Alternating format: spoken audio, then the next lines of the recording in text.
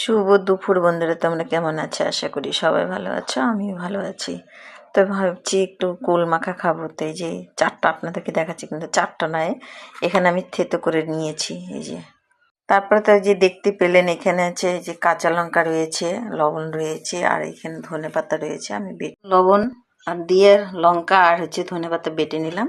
দেখছি বন্ধুরা, দিচ্ছি এখানে চিনি। তো ভালো করে আমি চটকে চটকে মাখিয়ে নিই, না মাখলে স্বাদ আসবে না, খুব চটকে মাখতে হবে। চটকে মাখার পরে এরকম হয়েছে। এই ছোটবেলা আমি এরকম করেই মেখে খেতাম, অসাধারণ লাগে। আর এখনকার অনেকে কুল মাখা অনেক কিছু দেয়, কিন্তু সেই কালে, আমাদের কালে অত কিছু না, এই জাস্ট এইটুকু দিয়েই আমরা একদম সত্যি মন ভরে আত্মা ভরে খেয়েছি বন্ধুরা। দারুণ হয়েছে, দারুণ, আপনাদেরকে বলে বুঝাতে পারবো না, অসাধারণ হয়েছে।